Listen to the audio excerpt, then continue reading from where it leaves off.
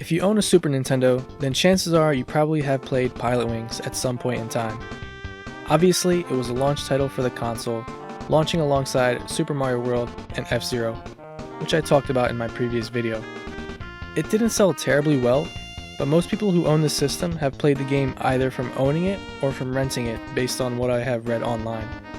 And it definitely seems like the type of game that was perfect for rental. While it has detailed sprites and backgrounds, the game seems shallow based off of the variety of content that is available. For this reason, people see the game as more of a tech demo, and as a result, owning this game might not seem desirable, unless it's just for your collection. Personally, I bought this game for my collection very early on, not only because it was cheap, but it also seemed like an essential game to own. And then I played it for about 20 minutes before I gave up and let it sit on my shelf for about a year.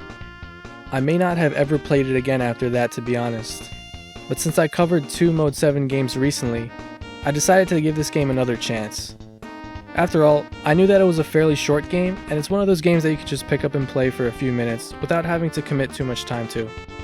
Now I know that this is 2 out of 2 videos on Mode 7 based games, but I promise I will cover different types of games in the future, trust me. So is Pilotwings worth playing at all today, or is it just a tech demo that did not age well at all? Well, let's just start off with the basics. You start the game with 2 training objectives to complete, and in the first set you can choose either skydiving or the light plane segment. In skydiving, you have to freefall through a set of rings and then parachute and land safely in the target zone. In the light plane challenges, you have to fly through dots, rings, or arches, and then safely land on the runway. With each area, you have to achieve a minimum aggregate score between each event to continue to the next area in the game. So right off the bat, you're given a good look at the way Pilotwings utilizes Mode 7 to present the game's graphics and gameplay. And just like Super Mario Kart, this game also has the DSP-1 chip built into the cartridge to perform 3D calculations. And let me tell you, it does the 3D work very, very well. Even with the limited bitmap resolution of the backgrounds, you truly feel like you're in a 3D environment based on how you fly through this pseudo 3D world.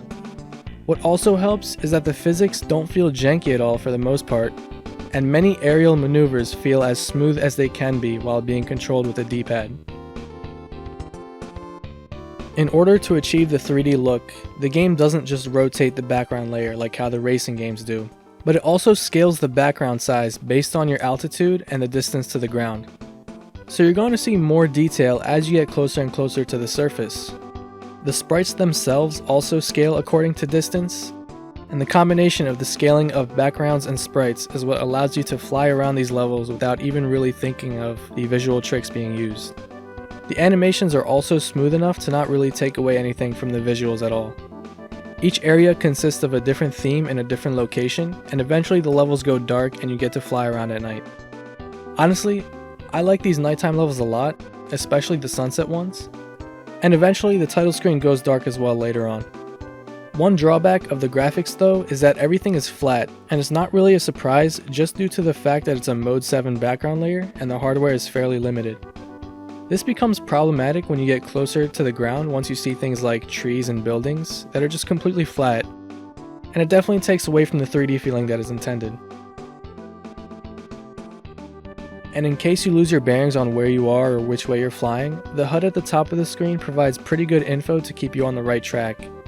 You can keep track of your speed, altitude, whatever that is, fuel level, and also whether you're ascending or descending. And I know that it's a radar, but I feel like they could have done a better job with it. But besides that, the HUD is quite simple, so you can easily understand basic information related to which way you're flying. So as you progress, you get introduced to new challenges which include rocket belting, aka a jetpack, and paragliding. Now I have to say, I really enjoyed the paragliding challenges because they emulate the physics a lot better in my opinion, as opposed to the simplistic skydiving sections and the slightly janky jetpack physics. And with the light plane challenges, I always seem to have trouble with orienting the plane for landing. The game gets challenging as you progress through the areas, but once you get the hang of each flying mechanic, you're going to eventually get through each level. And some of these instructors just have no faith in you. Like, look at this guy doubting me. Come on, man. I'm gonna have to prove him wrong now.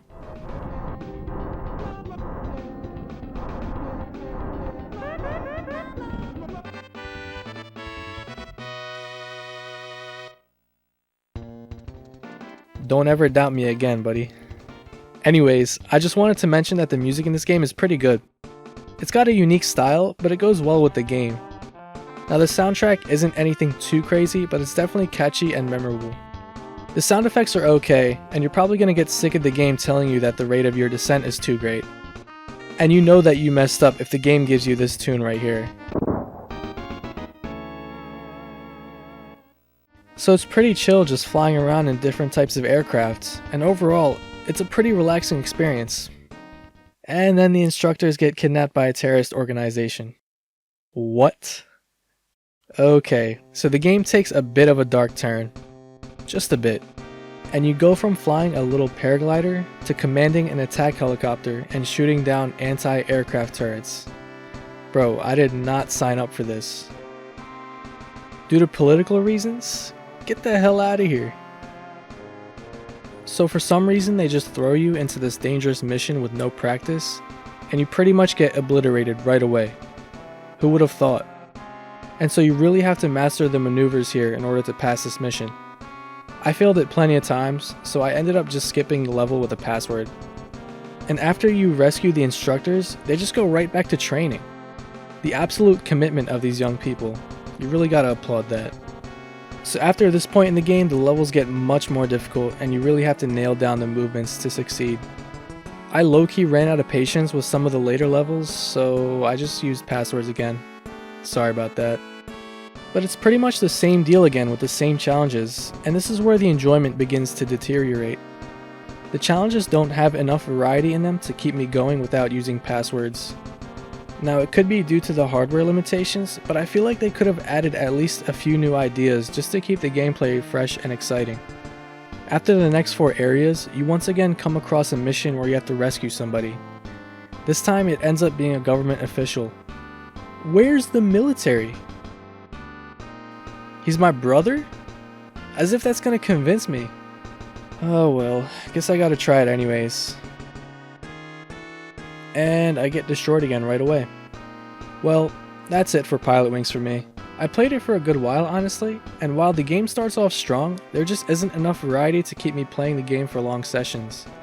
On top of that, the helicopter missions just seem so forced, as if it were a last minute way to train you to use a helicopter. So what's the verdict on Pilotwings? Is it just a glorified tech demo? Am I ever going to play this game ever again? Well, I do enjoy games that I can just pick up and play nowadays, since I don't have much time to sink into games anymore. I know, sad. However, for me the game doesn't provide enough enjoyment to bring me back to it after going through it completely in this playthrough. I guess you can say that it's worth playing at least once, but sadly, I'm probably done with it for a while. However, I did enjoy most of my time playing this game. Anyways, that's gonna do it for today's video.